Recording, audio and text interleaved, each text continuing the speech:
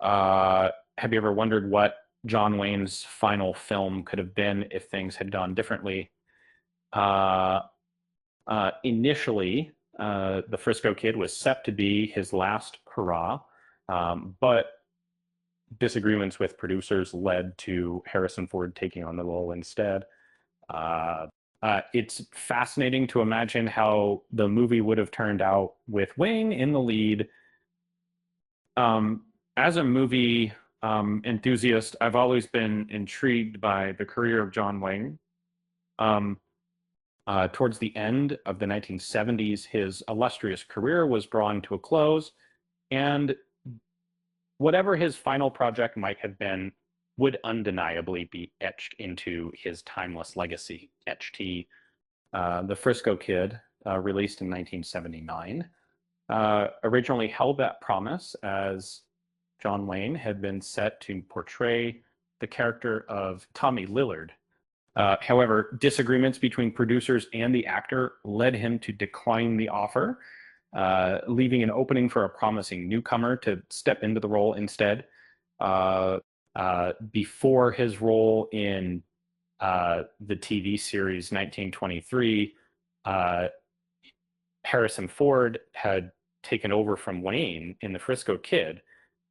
In this movie, Gene Wilder played the Polish rabbi Avram, a role he excelled in following his successful portrayal of Willy Wonka and Chocolate Factory. And since Ford replaced Wayne, his last film was another critically acclaimed Western where he acted alongside James Stewart. This brought the grand total of Westerns that Wayne appeared in to its final count. So, why did John Wayne turn down The Frisco Kid? According to a 2023 documentary, Remembering Gene Wilder, Wayne's participation would have exceeded their budgetary limits.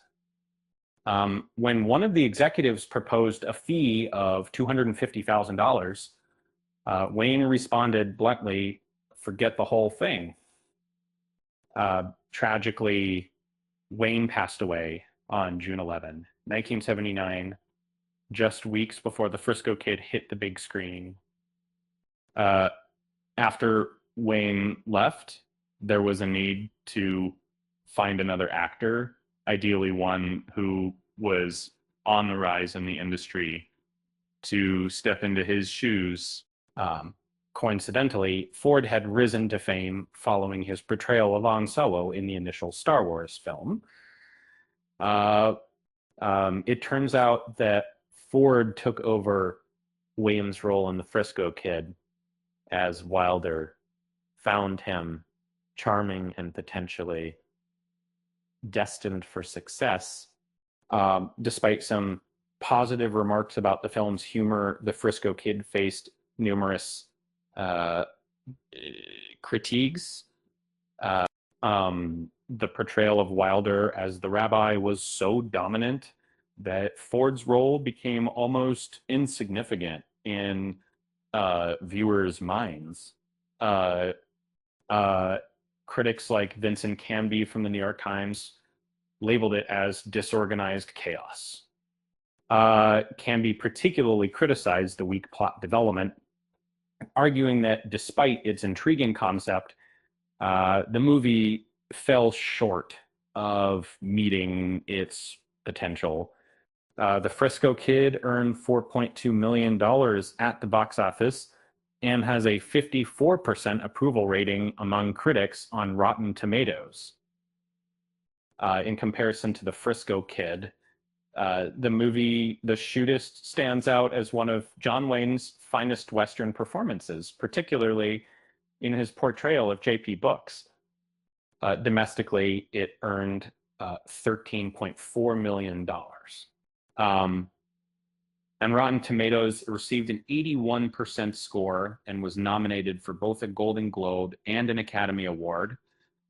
What truly makes The Shootist significant is that it served as Wayne's farewell through his character, whose death scene was particularly poignant.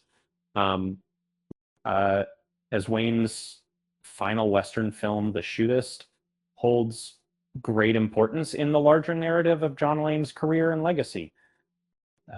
With that said, thanks for watching, and until next time,